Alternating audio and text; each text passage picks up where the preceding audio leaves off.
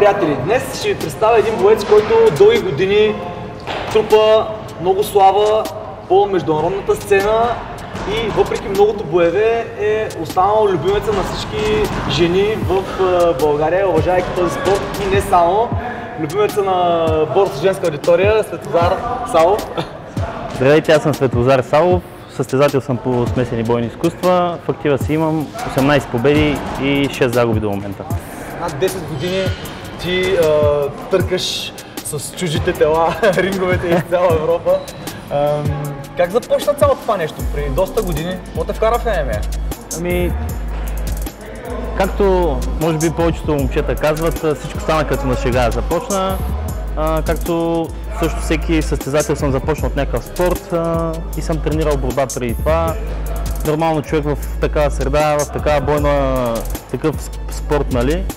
И да продължи нещо такова, нали? Няма как да отместиш темата и да тръгнеш към нещо друго.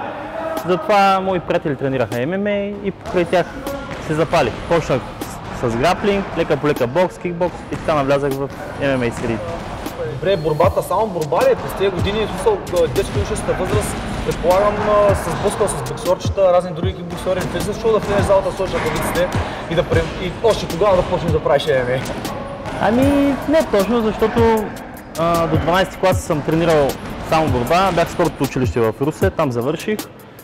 И след това вече ми се налагаше да влизам в такива зали, които има бокс и кикбокс. Естествено в началото съм си поемал последствията, нали, след като не съм част с тези неща. Но лека по лека започнах да наблягам на моите слаби черти, на бокса, на кикбокса, на страйкинга и сега се чувствам, мисля, че еднакво добре както на земята, така и в стойка. Кажи, кое ти беше най-трудно, малко да разчупим цялата обстановка, кое ти беше най-трудно реално погледнато от самия преход борба към миксът маршал арт? Определено в началото, когато се изправих срещу хора, които играят добре стойка, срещу кикбоксери и боксери, ми беше трудно да играя стойка, затова винаги съм гонил моята силна страна, винаги съм гонил борбата, докато вече се отпускам малко повече да играя в стойка.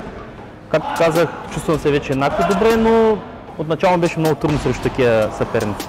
Добре, разкажи, коя ти беше първата сериозна битка, кога усети, че си натясно и си притиснат от противника? Кажи, той е твой опит да го кажа на пред всичките, по които гледат. Ами може би това беше срещата ми с едно така доста известно име в средите на ММА, с Юшин Оками. Това е японски състезател, който има доста опит зад гърба си, който има битки в една от най-голямата верига в UFC.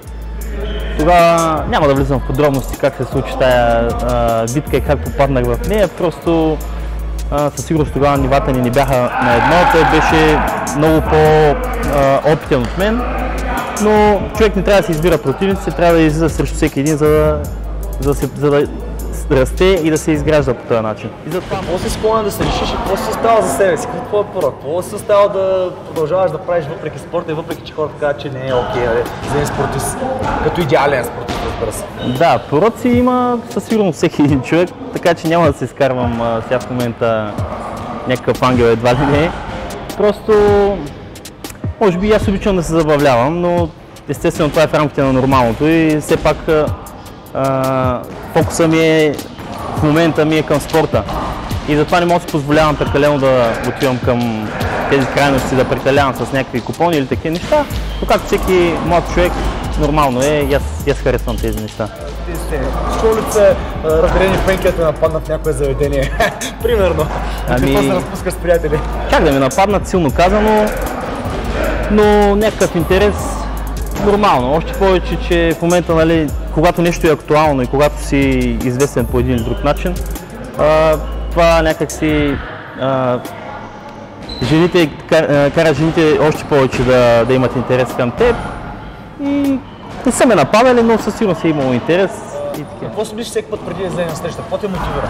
Мотивира ме само единствено победата и излизам за нея. Добре, какво те кара, когато супер много те мързи, да излезеш вкъщи в дъжд, в голямата жега и да влезеш в залата отново да тренираш? Също това. Успеха и победата е на първо място, затова аз съм се устремил натам и излизам, дори и да ме мързи, знам, че като започне тренировката, първите 5-10 минутки ще ми е зор и след това вече всичко се тръгва както трябва. Добре, победата е сладка, имаш малко загуби, но въпреки това, след загуби, какво те връща в залата? Отново? Няма човек без загуба, рано или късно било то късметът ти изневерява или нещо такова, затова загубата е част от цялата игра. Тя те учи да намираш грешките си и хората трябва да използват това нещо, за да стават все по-добри. Още посланието към тези, които вече са в спорта, които са се доказали и нали, с някакъв кумир, със сигурност на голяма част от тях. Какво трябва да направят тези момчета и момичета? Може би първото нещо, което трябва да направят е да бъдат по-целеустремени и да гледат все по-нагоре. Да не стоят на едно място, да не искат да играят с слаби противници, да не искат да играят, да стоят на това ниво. Нека да се развиват, да излизат от пределите на страната, както се казва, защото по този начин те растат и виждат и сверяват своя часовник. Сега искам нещо по-забавно да кажеш. Ще кажи някоя изцепка в залата 100%, аз толкова много усещам в моето ежедневие. Кажи ти нещо забавно, което се случва в залата. Забавно, освен че понякога, нали, когато не си в кондиция, хапваш доста бой и след това главата ти е, как се казва, компот, нали, малко по-народному. Какво най-често забравяш за тренировка? Случват се 100%. Със сигурност, както всеки друг, и аз съм забравял нещо, но винаги като тръгна си проверявам, но може би протекторите за крака. Това е първото нещо, което сещам сега, ще забравям. Какво ще се представиш сега след 20-30 години? Ами, ако не спра на време със спорта, може би няма да мога да се представя след 20-30 години. Затова човек трябва да се знае кога да приключи своята спортна кариера, но представям се както сега жизнен и готин дядка. Дядка с яките палки. Какъв спомен би искал да остане в съзнанието ти, някой, който до момента ти се случва по състезание и кой искаш да забравиш? Победите със сигурност човек иска да ги помни цял живот, както и загубите да ги забравя възможно най-скоро след срещата си.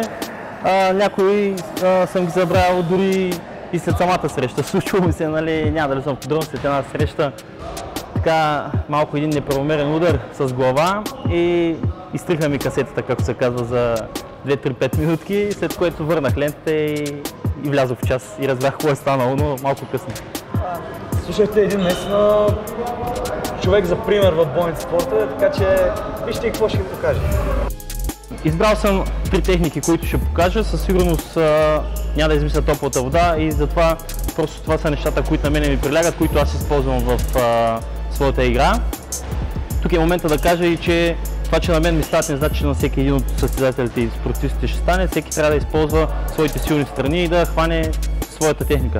Първото нещо, което ще покажа е едно маваши, което в хода на игра става горе-долу последния начин. Значи, аз го правя след като пусна един-два лоу-кика, просто да залъжа противника и след втория лоу-кик тръгвам за лоу-кик и завъртам горе за маваши в главата. И много често състезателите, противникът пуска ръката или тръгва да блокира лоу-кика и по този начин се открива и аз си правя моето маваши.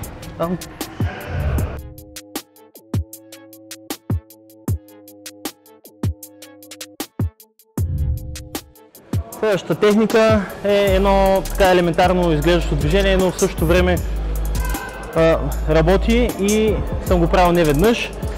Става когато противника тръгне да влиза в краката, вие сте спронали и сте отреагирали. Нали, гърдите както трябва да са върху противника отгоре, едната ръка бърка под мишцата, другата също, само че нагоре.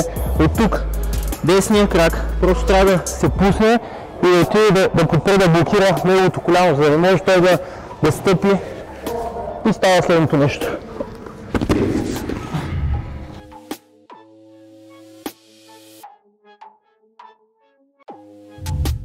Следващата техника, която съм избрал, е Dart Choke. Тя е позната за много граплери, но на мен доста ми влиза от полза, понеже имам дълги ръце, които използвам и става много добре се получава при мен.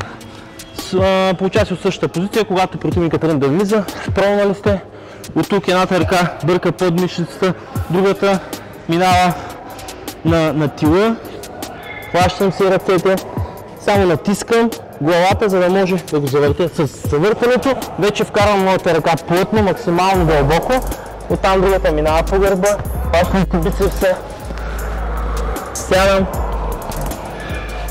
и отказваш противника.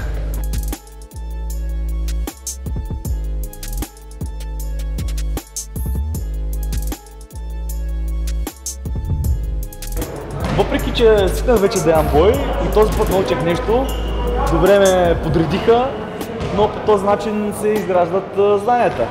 Ме ме бият, вие знаете. Аз какво да кажа? Продължавайте да ме гледате и да ме тупат редовно.